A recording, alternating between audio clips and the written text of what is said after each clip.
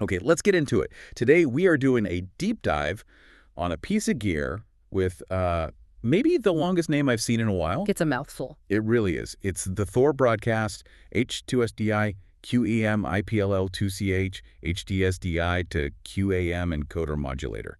So for you listening, our mission is to basically decode what this high-end black box actually does. And what it does is pretty fascinating. It essentially solves a huge distribution problem in a single unit. It's not just an encoder. Right. It bundles everything. You've got your real-time hardware encoders, a whole program stream multiplexer, and an agile QAM modulator all in there. It's like a traffic cop for high-def video. That's a great way to put it. It takes your perfect studio signal and translates it for two totally different networks at the same time. And that kind of capability doesn't come cheap. Quick facts here.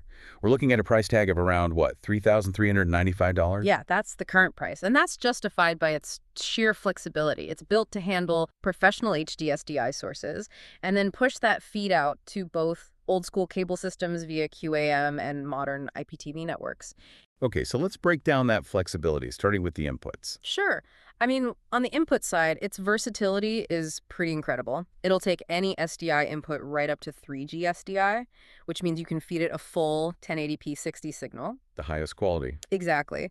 But what's really interesting is that it also has a DVB ASSI input. And ASI is important because that lets the box ingest video that's already been compressed. So you could take a feed from another broadcast facility and just pass it through or remodulate it. It turns this thing into a managed network gateway. Got it. So it's designed to slot into any existing workflow. Now, once the signal is in the box, that's where the real number crunching happens, right? That's where the magic is. Even though this is the two-channel model, the chassis can actually encode up to 4 channels of HD-SDI, and you can configure each one completely separately. And for codecs, you have options. A couple of key ones. You can use H.264 HD, which is super efficient. You know, it runs anywhere from 0.8 to about 19.5 megabits per second. Or you can use the older MPEG-2 standard. It needs a bit more bandwidth, but it's still a crucial option. Okay, that's the question I was going to ask. Why would a professional in this day and age still choose MPEG-2 when H.264 is so much more efficient? Is it just for, like, legacy compatibility? That's part of it, for sure. But the big insight here is actually latency. Speed. The source material we have claims Thor uses some of the fastest encoding speeds in MPEG-2. In these high-stakes broadcast environments, sometimes that raw processing speed is more important than saving a little bandwidth. So less delay between the camera and the screen? A fraction of a second less, but that fraction matters. And of course, they support all the pro resolutions, 1080i, 1080p, at all the broadcast frame rates. And I imagine that extends to the audio, too. Absolutely. They've got Dolby AC3, MPEG-1, Layer 2, AAC. All the professional audio codecs are in there to maintain that perfect sync. Okay, so let's talk outputs.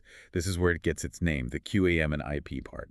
Yeah, this is the real selling point. On the RF side, for cable systems, you get a QAM output that can push up to 4 adjacent carriers.